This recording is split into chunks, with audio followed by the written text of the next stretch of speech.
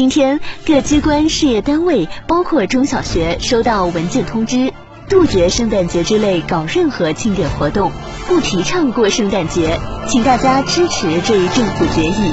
这一切都是因为帝国主义的和平演变、文化侵略造成的，国人应该力挺，拥护者请转发。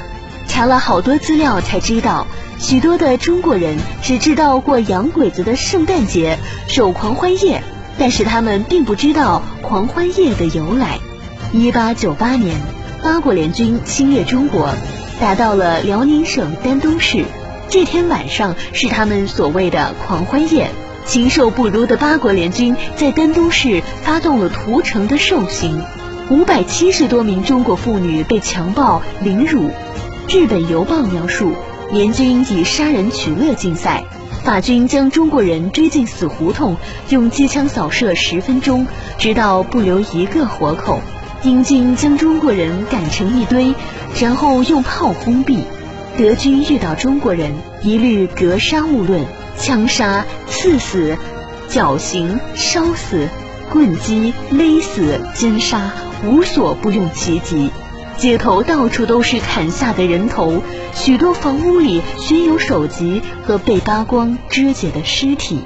耶稣的徒子徒孙就是在耶稣诞生的这天夜里，在中国的土地上使尽兽性，强奸、枪杀中国人民的。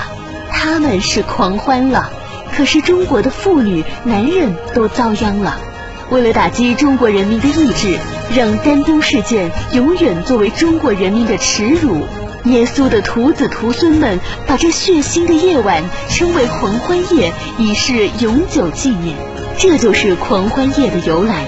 以后再不要稀里糊涂过那些洋节，将此信息转发各微信、QQ 群以及朋友圈，呼吁更多国人共同抵制洋人节，做一个有骨气的爱国的中国人。感恩有你，谢谢。看完记得转发哦！想看更多内容吗？打开微信右上角的加号，选择添加朋友，再选择公众号，输入 ZF7589，搜索后选择图片上这个，再点关注就可以了。别忘了是搜索 ZF7589。